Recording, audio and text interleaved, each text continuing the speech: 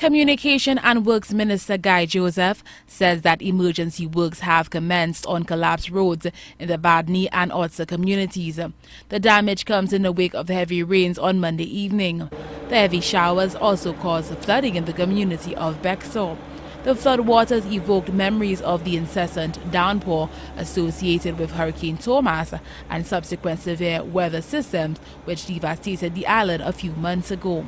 The minister was present on Tuesday in the communities of Bexor, Badni and Otsa to carry out a general assessment of the roads and to get the communities in a state of readiness for potential future disasters. It did not rain around the entire island, but at least in the Bexor Badlil area, we had quite a bit of rain and we have been able to assess some of the damage. In the Otsa area, between Otsa and Badni, there's a major collapse on that section of road that we have reviewed this morning, and we should be commencing some emergency works there later this afternoon.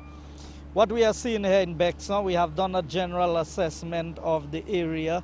We had some very minor flooding on the opposite side of the highway, opposite the river, in that some of the water channels and the silt, despite the number of times that we have desilted this river, every time it rains it comes down with a bit more silt.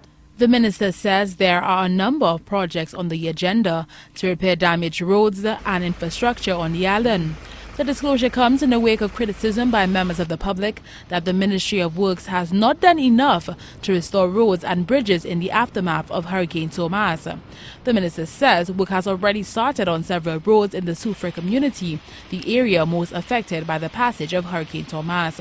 Joseph further explains that the main challenge for his ministry is the sheer magnitude of reconstruction that is required on the island's roads. The road infrastructure will always remain a challenge in terms of the amount of things that we have to do at any given time and the resources available. I think in case of the Badlil, what we are seeing is that with the Badlil, some of the projects have gone out to tender. We hope that awards would go through by the 10th of August so that some of the works on at least 3 or 4 of the retaining walls can commence in the Badlil. In the Soufrière area, we have started some work. The Soufrière bridge has gone out on tender, and the tenders should be in by the 10th of August. The minibus operator lobby the National Council on Public Transportation continues to lash out at what it claims is the Ministry of Communications' complacent attitude towards the daunting challenge of restoring the island's battered infrastructure.